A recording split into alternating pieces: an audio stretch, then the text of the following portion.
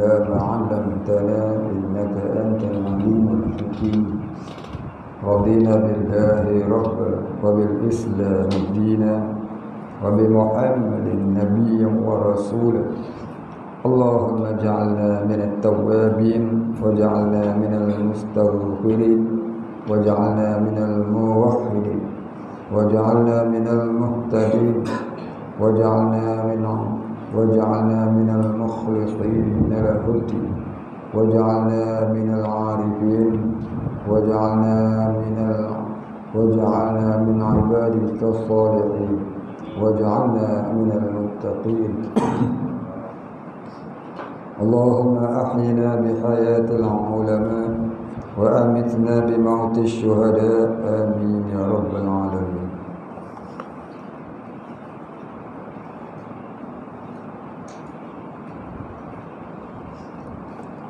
Alhamdulillah Rabbil Alamin. Wassalamu warahmatullahi 45. Kitab Jawi 45.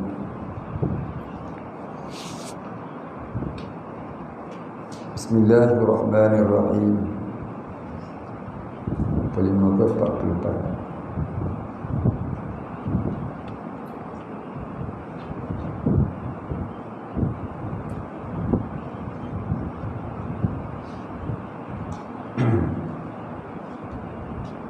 Firman Allah Ta'ala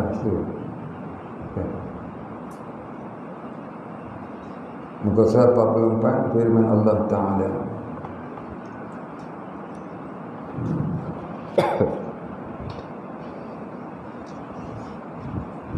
aqulu, firman Allah Ta'ala,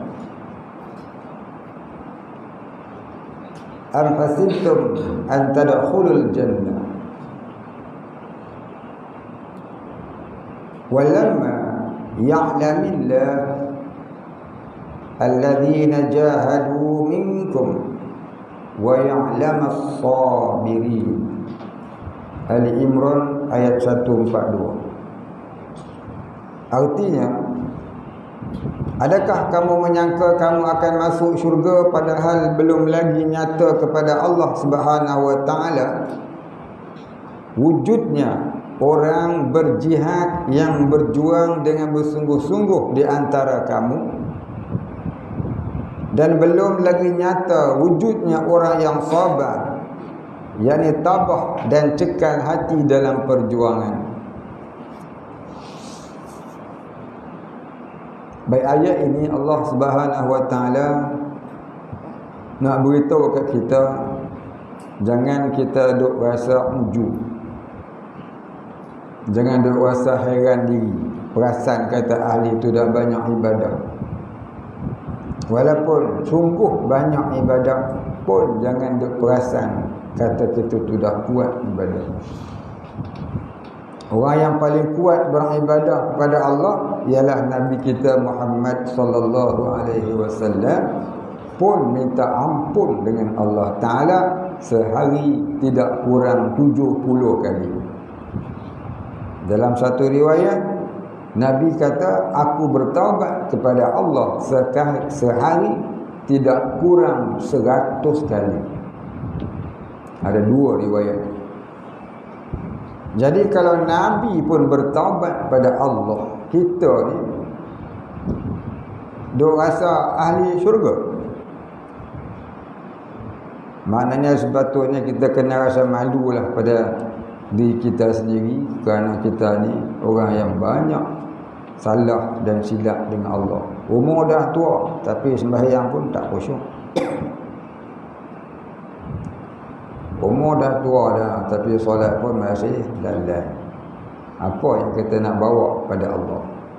Lepas daripada syahadah, kita akan disoal pula mengenai solat. Kalau solat kita ni tak ingat kepada Allah di padang mahsyar nanti, masa dihimpunkan di padang mahsyar, akan datang kepulan asap mengelilingi diri kita sampai kita rasa sesak nafas. Tapi tak mati, sesak. Nafas tu mengelilingi kita. asap hitam tadi. Jadi kita pun tanya kepada asap, wahai asap, siapakah engkau? Di mana kau datang? Aku tak tahan dengan baumu yang sungguh busuk, yang menyesakkan nafas. Asap tu yang tidak jawab. Wahai bulan, akulah solatmu yang kau kerjakan semasa hidup engkau di dunia dahulu. Engkau telah mensia-siakan aku. Itu orang yang solat. Itu orang yang solat. Kalau orang tak solat,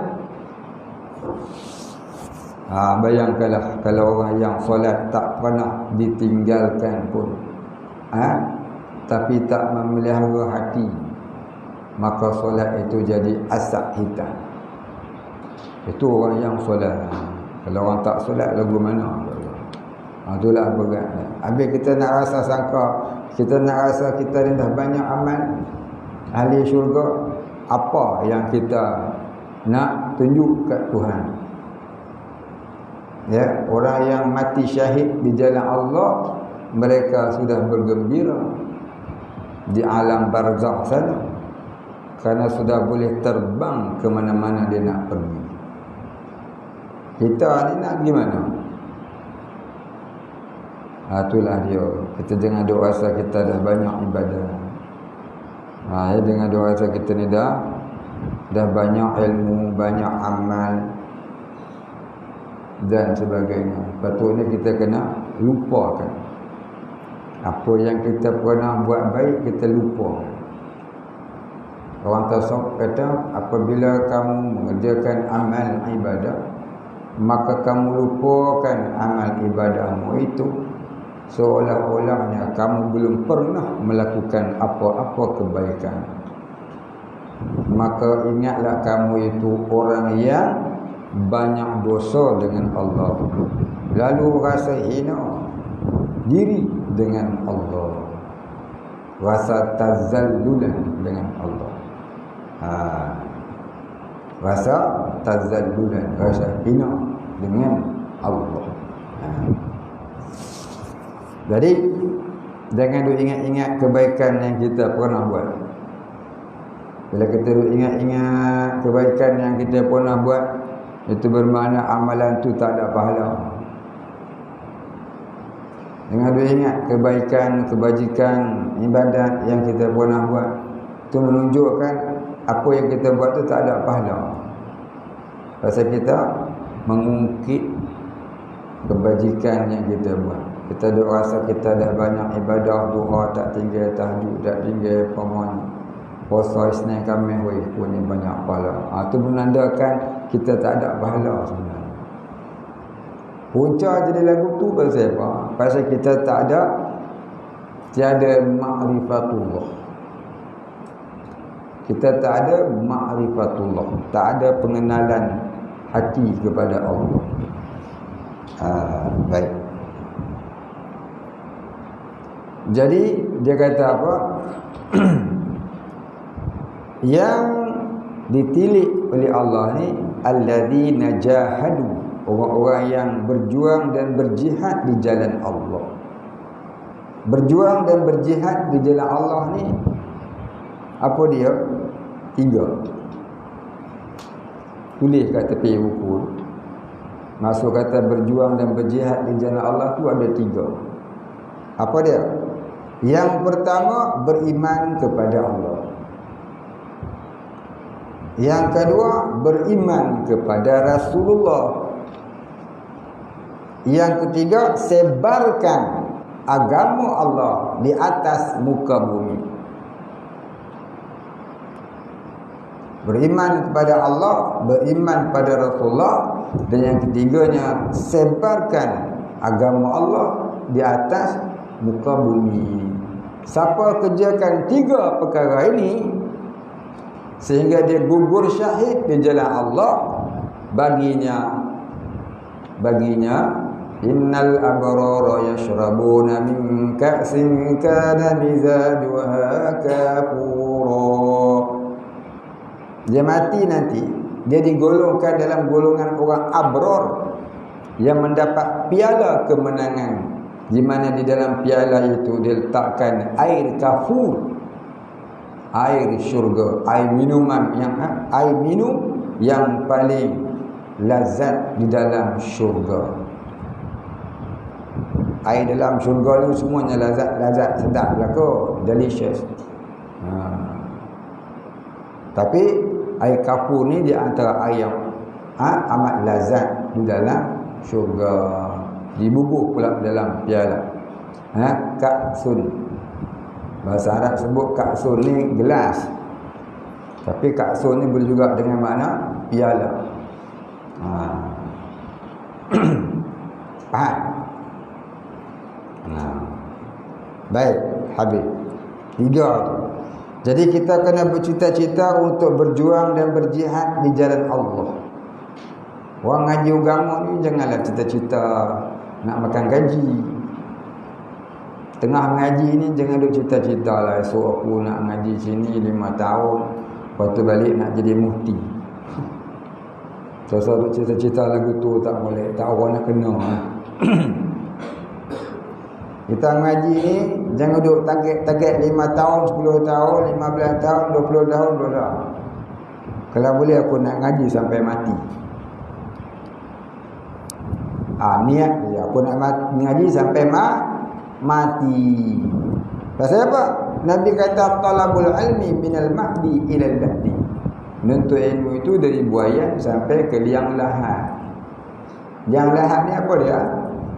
Mati ya. Jadi nak kerja apa, nak besok nak jadi apa, nak kerja apa, gaji berapa, itu jangan ditarget-target. Ni kita ngaji agama. Kita ngaji agama. Kita cari redha Allah, bukan cari redha makhluk. Orang yang ngaji cari redha makhluk tak sama dengan orang yang ngaji cari redha Allah. Ya. Jadi perelokkan niat. Baik, habis.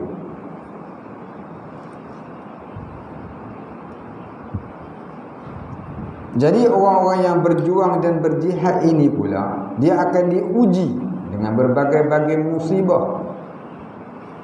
Maka jangan kamu sangka kamu ahli syurga sedang kamu itu belum diuji.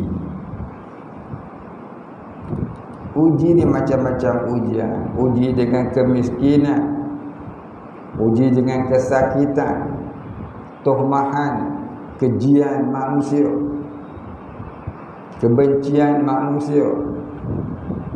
Kadang-kadang adik-beradik pun benci. Adik-beradik pun meluat tengok dia pakai sorban apa-apa Bengali. Adik-beradik pun tak minat tengok. Ya. Terkadang, bukan semua, terkadang. Terkadang sampai kepada hilang nyawa. Maka kita ni wajib berniat untuk mati syahid. Wajib ke niat? Wajib. Siapa kata sunat? Niat kahwin 4 itu sunat. Niat nak mati syahid itu fardu ain ala kulli mukallafin syar'an. Siapa yang tak ada niat nak mati syahid, dia khawatiri mati kufur ataupun mati fasik, wal'iyadzubillah. Jadi kita kena niat nak mati syahid. Niat ke belum? Ya, berazam dalam hati, aku nak mati syahid. Kita hari-hari minta doa, mudah-mudahan Allah matikan kita sebagai mati syahid. Kita ni dah malas nak buat ibadah. Wirid malas, wirid pun tidur. Wirid pun tidur. Dia pelik habis wirid segar bugar. Macam baru keluar daripada bala besar. Zikir jadi macam bala besar. Nak zikir pula. Baik. Jadi apa yang boleh menebus kita daripada azab kubur, azab padang mahsyar, azab neraka? sedangkan kita tak ada pembekalan, iaitu bekalan ma'rifatullah yang sempurna. Itulah Allah Ta'ala bagi satu peluang. Apa dia? Mati syahid mu'rakah, mati syahid dunia akhirat. Ini kita kena doa, hari-hari doa, mudah-mudahan Allah Ta'ala makbul. Kita sedar diri, kita ni orang malas beribadah. Kalau Tuhan tak matikan kita dengan mati syahid, tak ada peluang lah kita nak bebas daripada azab kubur. Azab kubur ni Allah, kita ni kena cucuk jarum pun takut. Cucuk jarum vaksin COVID-19 pun mak tak mau lah. Takut jarum. Dia bukan cucuk kat mata pun takut. Dah cucuk jarum tu dia takut kat jarum, dah masuk dalam pula dah. Vaksin tu takut pula apa benda pula dalam badan aku ni. Takut. Risaunya. Padahal bukan mati pun. Padahal bukan pecah kepala pun. Padahal bukan terputus badan pun. Tapi azab kubur ni, kalau kita tak dapat jawab marabbuka, dia pukulnya kita itu dengan satu pukulan yang amat dahsyat, tenggelam sampai dasar bumi yang lain 70 hasta. Menurut 70 hasta ni bukan 70 hasta kita duk kira 1, 2, 3 sampai 70. 70 hasta tu simbolik ataupun kinayah. Kinayah apa? Kinayah kepada dalamnya tenggelam kita itu di dalam dasar bumi yang gaib, di dalam alam barzakh. Dalamnya tu hebatnya pukulan tu sampai hancur lebur, kemudian jadi balik, kemudian dipukul lagi. Dia kata alah bisa tegal biasa. Dah biasa lama-lama tak apa lah kot. Terai tengok. Alah bisa tegal biasa.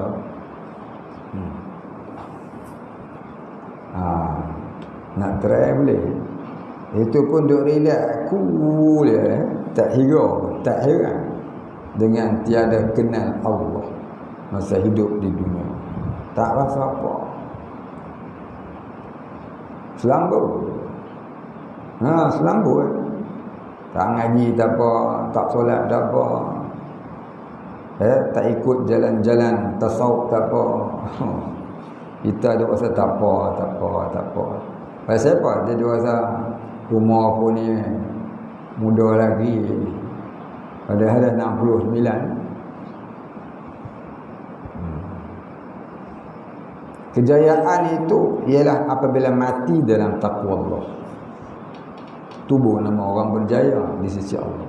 Selagi duk hidup macam ni, walaupun kuat solatnya, kuat zikirnya, kuat baca Qurannya, kuat ngajinya, kuat jihadnya, tapi belum mati lagi sebagai matinya orang bertakwa, itu tak nama orang berjaya. Apatah lagi kalau berjaya itu diukur dengan harta benda, itu tak jadi, itu tak masuk buku. Tak masuk buku. Tu yang kurang ibadah tu. Tu pun tak ada orang berjaya lagi.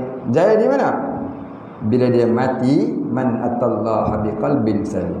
Orang yang datang kepada Allah Subhanahu wa taala dengan hati yang sejahtera, iaitu orang yang balik dengan takwa Allah.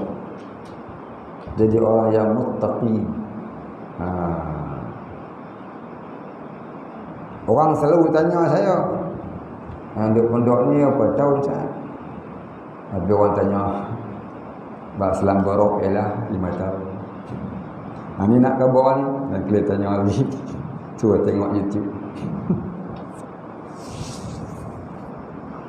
Jangan kita target nak duduk bertahun-bertahun. Aku nak gaji sampai mati. Barangkali di sini 5 tahun, lepas tu tempat lain pula, sampailah mati. Sampai mati, nak gaji sampai mati. Siapa suruh? Nabi suruh. Kan baca hadis tadi. Nabi suruh nak lawan bapa. Lepas tu nak pergi mana-mana sambung tak apa. Nak sambung sampai ke apa seberang laut ke, dalam laut ke, suka. Ngajilah sampai mati. Niat. Ya. Ni saya ni pun belajar ni, belajar bercakap. Belajar bercakap di depan orang. Ni kita belajar, ni bukan mengajar. Ni namanya belajar. Belajar apa? Belajar bercakap. Baik, habis. Jadi bila kita menerima berbagai-bagai musibah tu, dia kata apa? Kita ni kena jadi orang yang sabar. Innallaha ma'as sabirin. Sabar, jangan kita patah balik ke belakang. Jangan buh gegostan. Dalam Quran dia kata, terdapat di kalangan orang-orang yang beriman itu, mereka berada di saf-saf di hadapan. Namun apabila mereka diuji, maka mereka meletakkan diri mereka di saf-saf belakang. Surah Al-Hujurat. Apa maksud meletakkan diri pada saf belakang? Iaitu dia buh gegostan. Dia dah tak berjuang dah. Dulu dia berjuang. Pasal apa? Jadi YB. Kalah YB. Dah buang piah. Buang piah, buang jubah dah. Jenggot pun dah ada. Bumisai. Kekot atas dia. Jadi apa? Kepala gangster. Habislah masjid tak pergi lah. Pasal apa? Calon. Ambil calon kalah. Dulu berjuang Islam dulu. Sekarang dah tak mau dah. Pasal apa? Orang tak sokong. Nampak? Kamu nak naik pun, nak panjat pokok tinggi sangat. Dah jatuh sakit. Tak sabar pula. Tu je lagu tu. Sebab tu jangan panjat pokok tinggi-tinggi. Jatuh sakit. Dah buh dia gostan. Habis tu panjat pokok toge sudah. Tak tinggi. Jatuh pun tak rasa apa. Tak jatuh dah, duduk pokok toge kan. Ini nak naik tinggi sangat. Dengan naik tinggi sangat, ada buah-buah sudah. Inna akramakum indallahi atqakum. Sungguhnya kemuliaan di sisi Allah ialah orang yang bertakwa di antara kamu. Jangan kita nak cari tilikan manusia. Carilah tilikan Allah. Baik. Jadi kalau kita tak ada sifat-sifat ini, tak ada jadi orang yang berjuang dan berjihad, tak ada pula sabar dalam menempuh ujian, belum jihad pun dah tak sabar dah. Maka mohonlah dengan Allah agar Allah kurniakan kepada kita hidayahnya, taufiknya. Mudah-mudahan Allah Ta'ala kurniakan inayahnya, taufiknya, hidayahnya dan bidayahnya. Inayah, pertolongan. Allah tolong kita menunjukkan jalan-jalan. Taufik, kekuatan untuk menjalankan dorongan-dorongan inayah itu. Hidayah, iaitu pembukaan di mata hati mengenal akan Allah. Bidayah, iaitu orang yang kekal ma'rifah dengan Allah sampai mati. Inilah pertolongan Allah yang kita kena minta. Kita kena minta tolong dengan Allah. Kita kena minta tolong dengan Allah. Bukan dengan kepandaian kita, kerajinan kita, tak, bukan. Tapi kena dengan pertolongan Allah. Baik. Jadi kalau kita ni nak pertolongan Allah, kenalah tolong agama. Nahnu ansarullah, kata Sayyidina Isa alaihi salam. Nabi Isa kata, nahnu ansarullah, kami ni penolong agama Allah.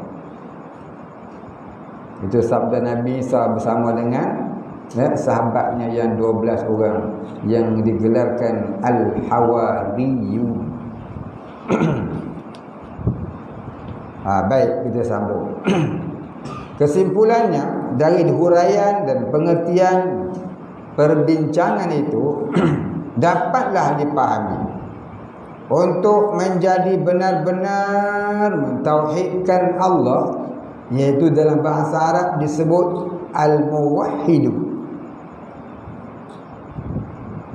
perlu kepada menuruti sunnah Nabi SAW. Tauhid ni maknanya keesaan, dari akar kata wahada yuwahhidu tauhidan, maknanya keesaan. Jika hendaki dengan tauhid itu ialah muwahhidun ataupun al-muwahhidu, iaitu orang yang benar-benar mentauhidkan Allah. Jadi belajar ilmu tauhid itu tak semestinya jadi orang yang muwahhid. Terkadang belajar tauhid jadi mulhid pun ada. Apa mulhid? Sesat. Muwahhidun lawannya mulhidun. Muwahhidun orang yang mentauhidkan Allah, mulhidun orang yang sesat dari jalan Allah. Jadi kita belajar tauhid ini adalah belajar teori untuk mengenal Allah, bukan amali lagi. Amalinya mana? Terjun ke bidang sufi, masuk ke bidang sufi, itu barulah amalinya. Terhenti atas ilmu, takut jadi fasik, takut terhenti perjalanan kepada Allah. Sebab tu kita tak heran adanya orang-orang alim, bahkan pakar ilmu tauhid, tasawuf sekalipun, tapi hidupnya cara Yahudi dan Nasara. Pasal apa? Pasal meninggalkan jalan-jalan kesufian. Wajib ke jalan-jalan kesufian ini? Jalan-jalan kesufian ini sunat hukumnya bagi orang yang istiqamah alal ubudiyah. Jalan-jalan kesufian ini hukumnya sunat bagi orang yang sudah istiqamah alal ubudiyah. Tapi bagi orang yang belum istiqamah, maka jalan kesufian ini adalah wajib fardu ain ke atas orang tersebut. Ini kata Imam Ghazali dalam Ihya Ulumuddin, diterangkan oleh Syekh Abdul Samad Al-Palembani dalam kitab Siyarus Salikin, disebut juga oleh Imam Ibnu Al-Arabi dalam kitab Futuhat Makkiyah. Boleh lihat juga dalam kitab Tasawuf Mudarijus Salikin, dan dalam kitab Anwarul Qudsiyah Imam Muhammad Abdul Wahab Sya'rani mengupaskan perkara ini. Jadi banyak kitab-kitab ahli sunnah yang memperkatakan tentang perkara yang saya sebutkan tadi. Ini bukan saya kata, ini kata ulama-ulama muktabar dalam mazhab kita, ahli sunnah wal jamaah. Baik. Siapa yang rasa nak bantah, sila buka kitab-kitab yang telah saya sebutkan tadi. Orang hari ni kan banyak yang suka membantah. Kita tengok pelik sikit je, ya ke? Pukar bau. Ya, dia pening, mata dia kecil je, ya. Pasal dia rasa dia alim no. Kita ni kalau dengar satu ilmu yang kita tak pernah dengar, jangan terus kita kata salah. Kita rendah diri. Jahilnya aku tak tahu pun benda ni. Begitu patutnya. Siasat rupanya salah ilmu tu. Sekurang-kurangnya kita sudah tawaduk dengan hukum Allah. Apa dia? Kita merasa jahil. Kalau aku ni tak jahil, tentu aku dah dengar lama. Ni baru dengar. Maknanya aku ni jahil dulu. Siasat pun ni betul ilmu tu. Kan bagus bertambah ilmu. Tak betul pun bagus. Tahu benda ni salah. Betul pun bagus, bertambah ilmu. Itulah sikap orang yang berilmu. Sepatutnya ni dia duk kenen orang. Jangan kenen orang. Tu cara dia. Jumpa ilmu yang tak pernah kita jumpa, jangan terus kita kata salah. Kita tanya dia. Barangkali kita yang jahil tak pernah mengaji hari itu. Ni besar untuk guru saya dulu. Nisful ilmi ma'uri. Setengah di antara ilmu itu ialah berkata, saya tak tahu. Baik, habis.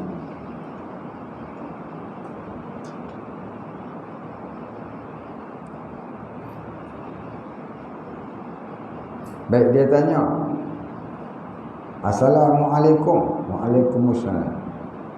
Maaf tanya. Maafmu diterima. Dia tanya, apakah hukum menuntut ilmu secara online? Adakah dikira sebagai berguru juga? Baik, kalau boleh tanya, boleh bersoal jawab, mudah-mudahan itu namanya berguru juga lah. Kalau boleh bertanya jawab, tak faham boleh tanya, maka mudah-mudahan itu juga dinamakan sebagai berguru. Cumanya talakinya tu jauh. Talaki ba'idan. Talaki ni tu jauh, duduk jauh. Tapi lebih afdalnya talaki itu hendaklah qariban, hampir. Itu lebih afdal. Baik, jadi sekurang-kurangnya dia belajar pada tempat yang boleh ditanya. Jangan tanya pun tak boleh. Tengah tempat, duduk depan dah, nak tanya, jangan tanya, tak boleh tanya. Tu susah sikit cerita. Tanya pun tak boleh. Ni bela tu dah ketes ke apa? Ada?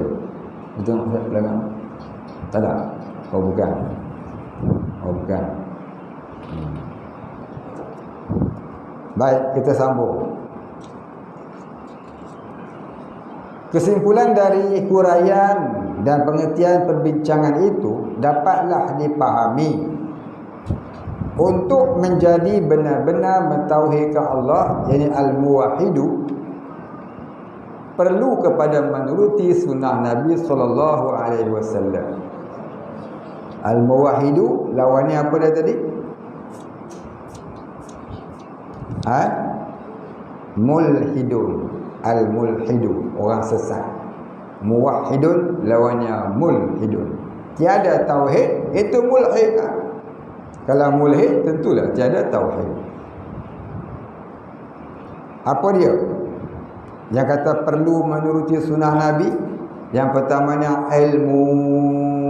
Sebab Nabi mula-mula pun menuntut ilmu. Mula-mula datang Jibril alaihissalam, kata apakah Nabi? Iqra, baca olehmu.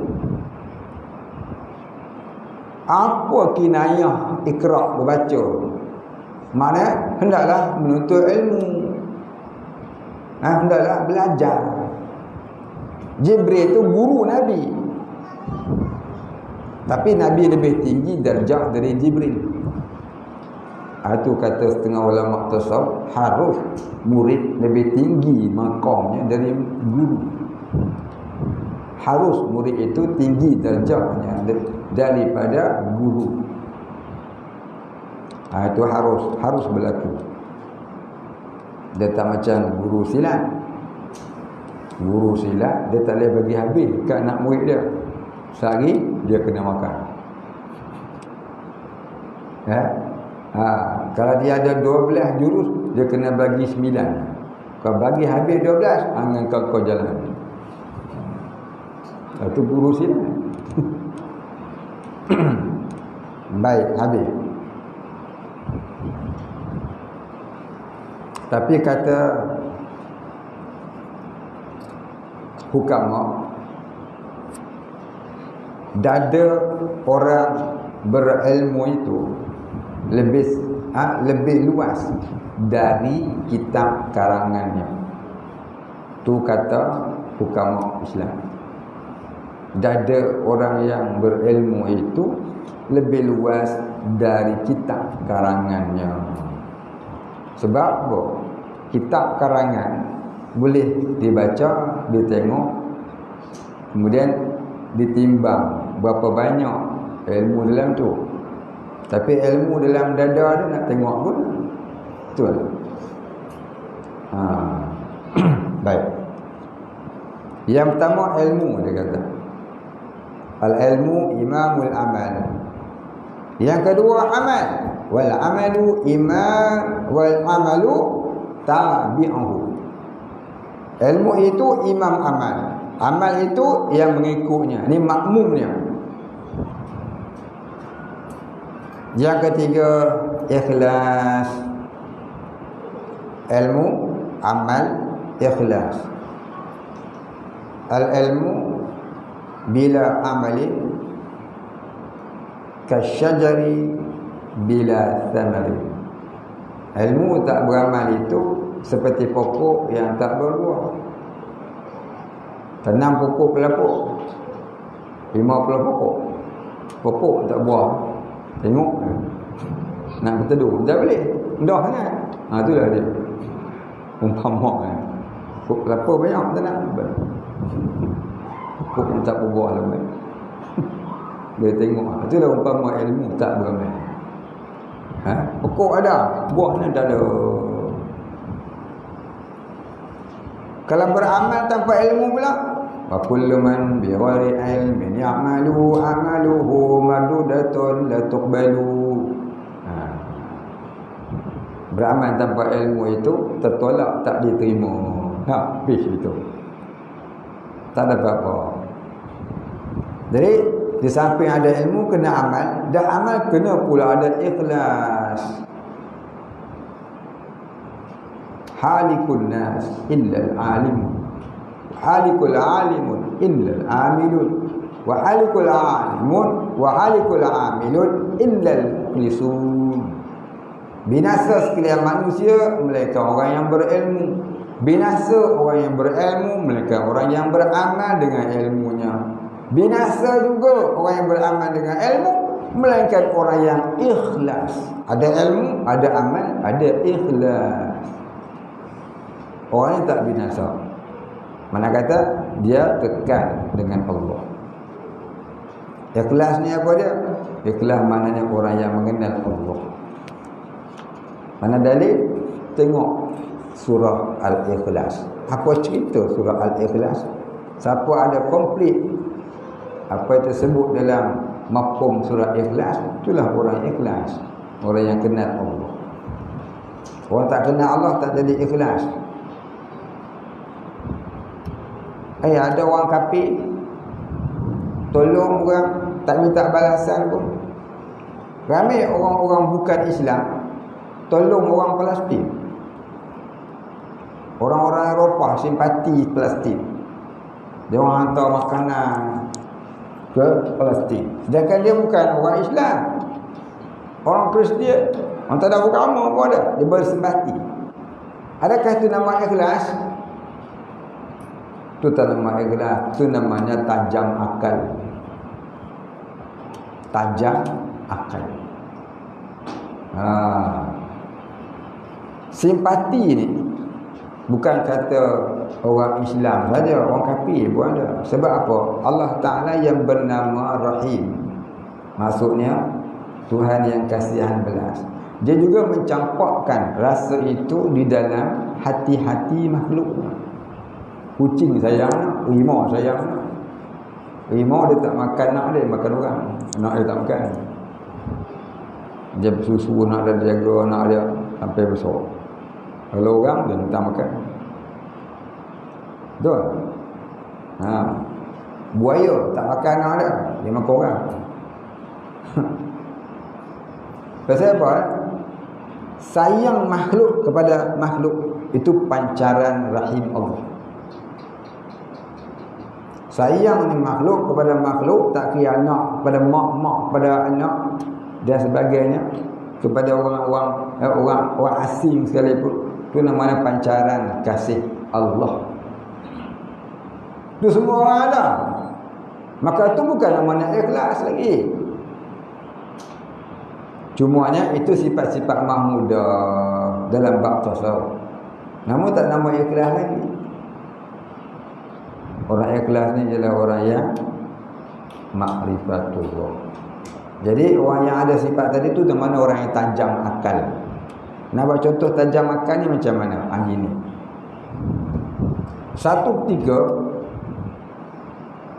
Satu orang pegawai ni nak disogok rasuah. Orang nak bagi dia 5 juta supaya luluskan projek. 5 juta. Dia pun ada klipok biji mata. Kalau aku ambil orang kaya baru, instant rich man. Orang kaya segera. Nyakmi segera kan? Tapi kalau polis tahu ke dalam aku, malu anak bini aku, malu mak ayah aku, malu adik-adik aku pun malu ya. Pilih nak ke tak nak. Maka dia pilih tak nak. Pasal apa? Takut malu ahli keluarga.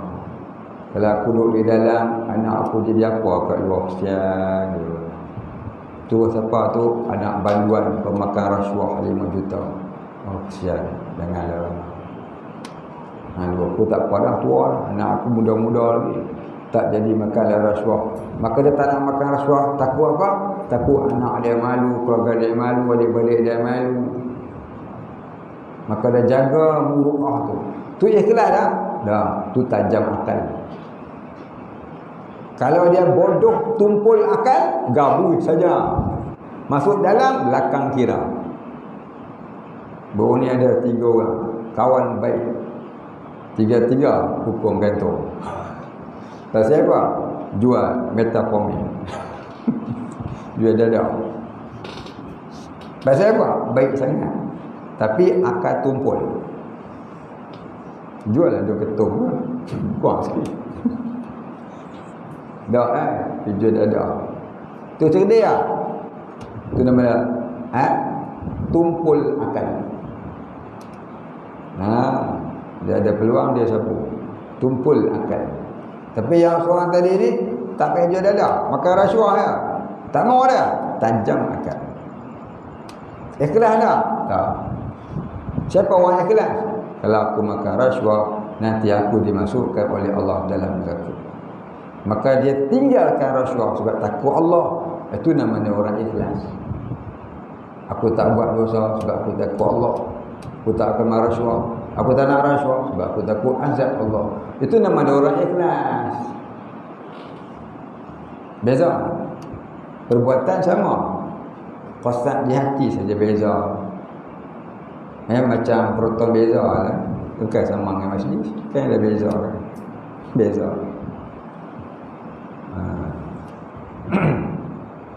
Baik, time habis, kita sambung. Tanda seseorang itu, tanda seseorang yang menuruti sunnah Nabi SAW akan dirasai dalam hatinya 4 perkara. Apa dia 4 perkara? Yang pertama, gembira dengan rezeki yang diterima dengan perasaan redha dan suka, tidak rasa nak dilebihkan. Tuhan bagi kita cukup lah ya Allah. Kau tak tambah lagi pun tak apa ya Allah, aku takut dah. Ada orang lagu tu. Nak doa orang takut dah. Aku takut jadi lola. Ni pernah pada lola. Dia rasa takut. Tu tanda dia orang yang menuruti sunnah. Tanda-tanda. Sebab Nabi tak minta kaya.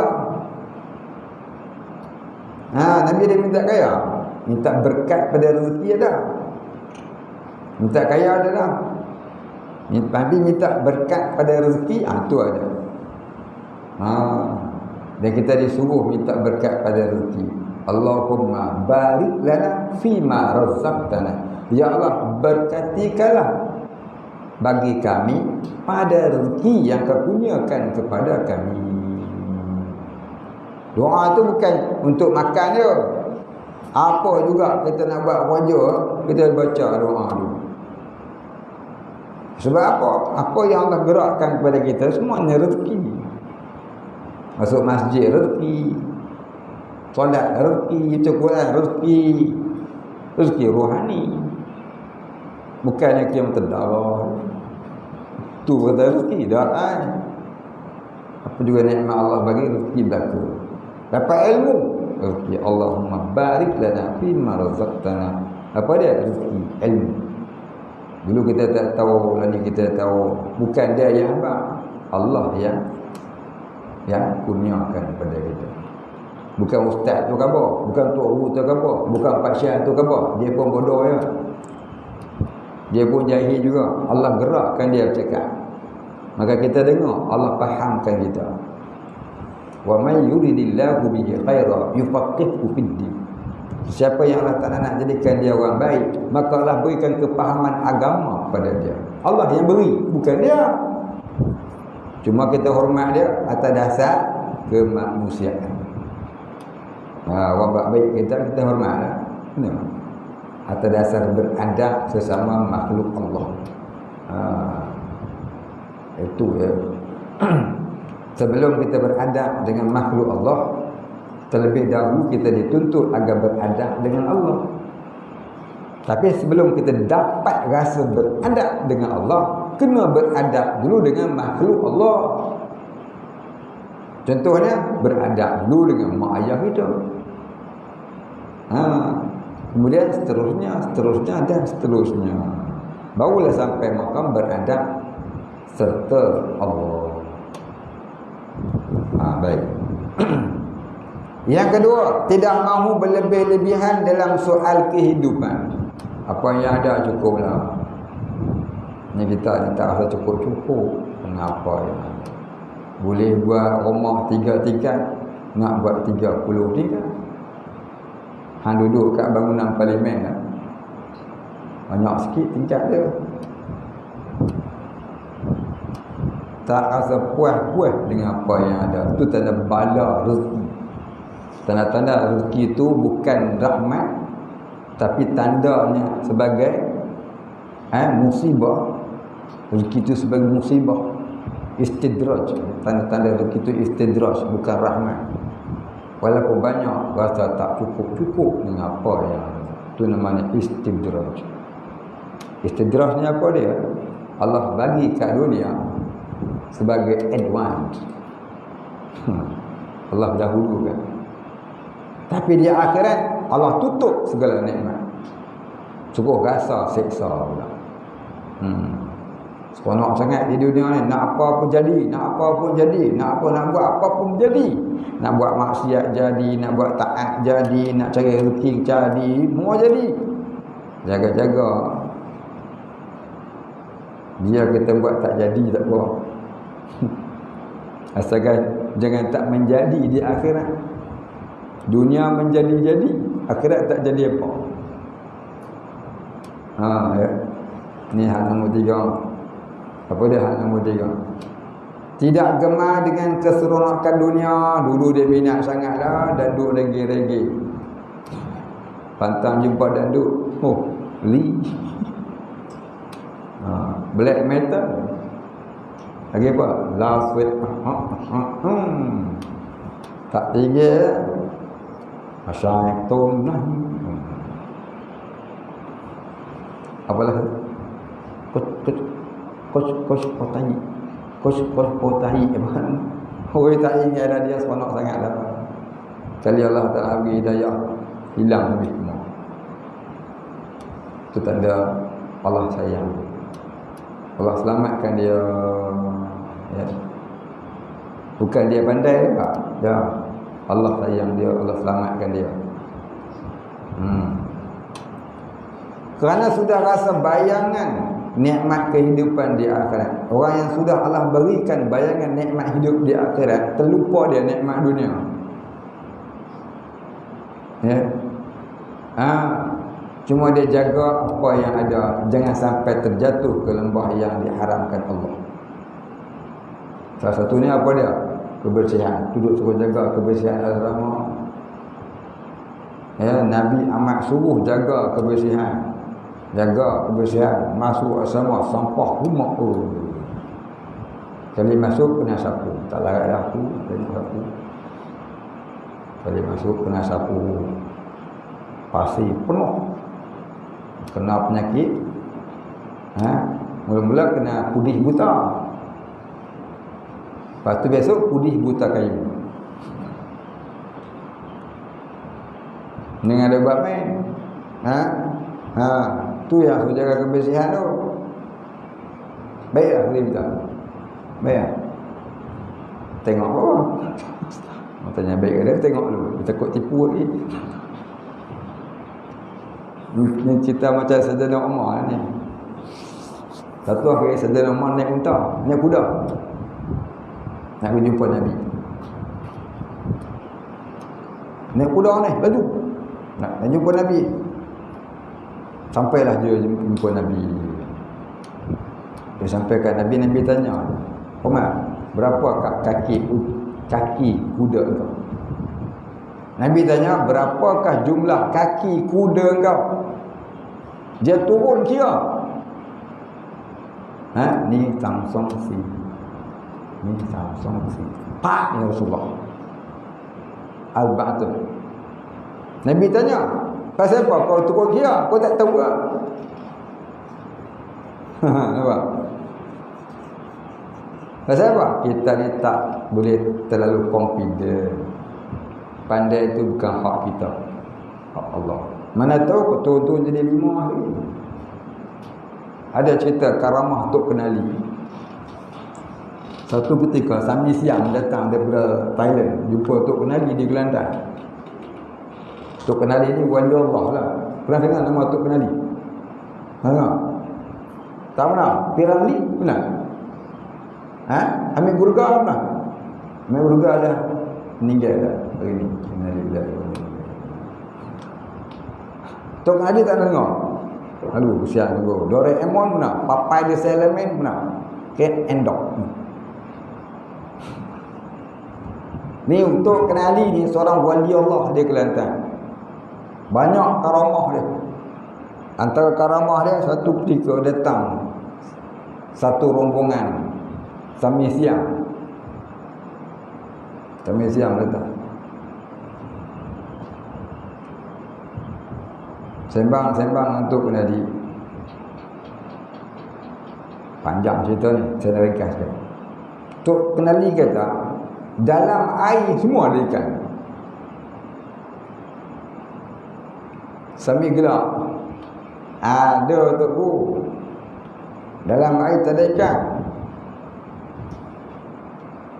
Tok Kenali tanya dia, air apa? Air nyo. Tu nyo tu nyo. Air kelapa.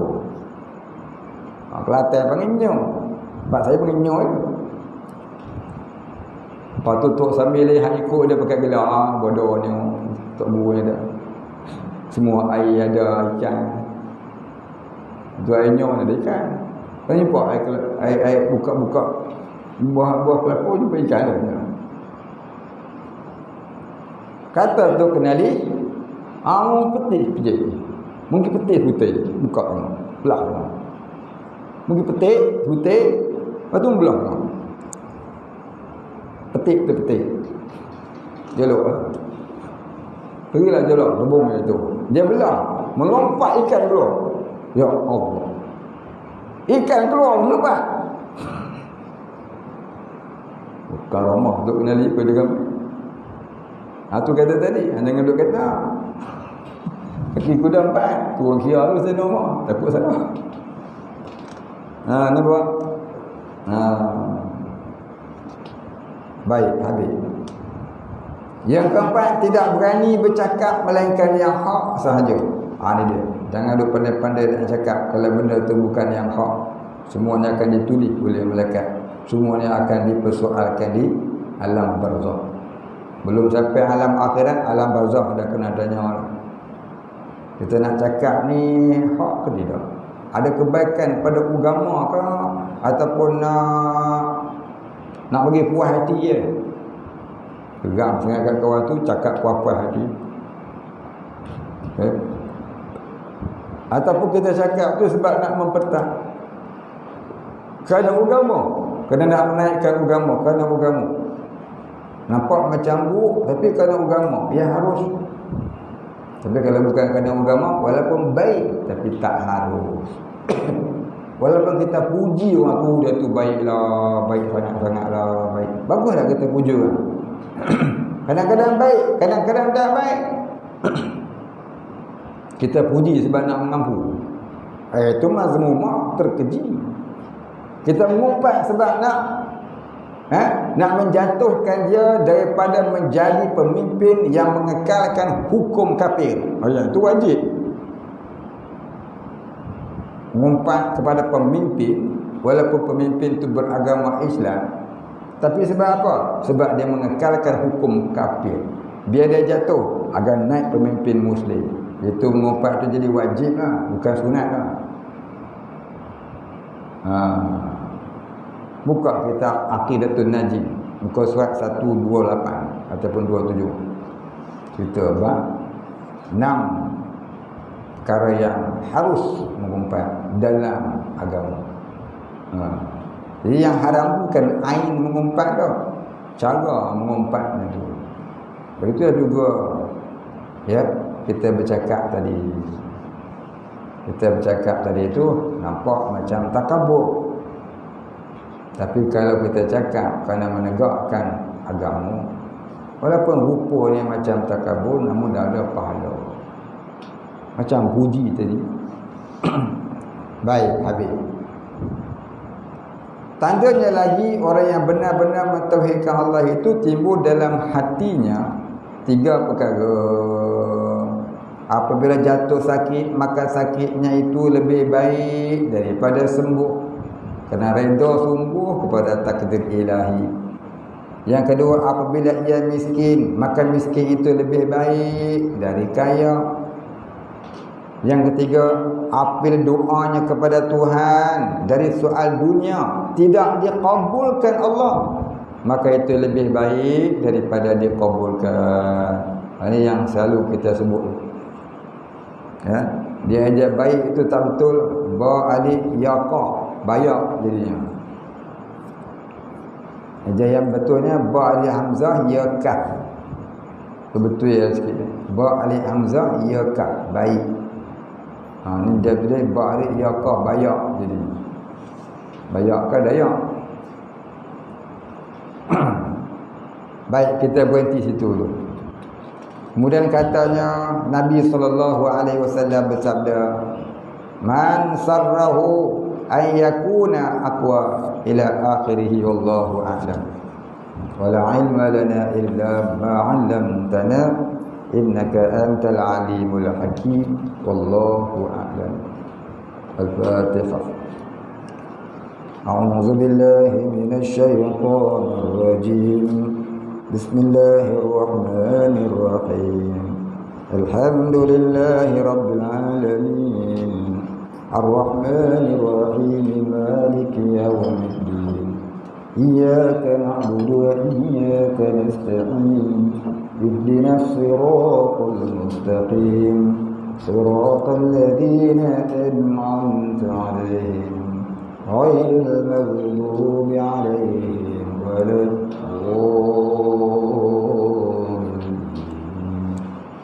Bismillahirrahmanirrahim. Alhamdulillahi rabbil alamin. Wassalatu wassalamu ala asyrafil anbiya'i wal mursalin wa ala alihi wa sahbihi ajma'in. Allahumma ighfir lana dhunubana warhamna wa antal ghafurur rahim. Allahumma ighfir lana dhunubana wa liwalidina warhamhum kama rabbayana shighara. ولمشايخنا وللمسلمين أجمعين برحمتك يا أرحم الراحمين. اللهم نور قلوبنا بنور معرفتك يا فتاح يا رزاق افتح لنا فتحا قريبا كما فتحته على أنبيائك وأوليائك وعبادك الصالحين. وصلى الله على سيدنا محمد وعلى آله وصحبه أجمعين.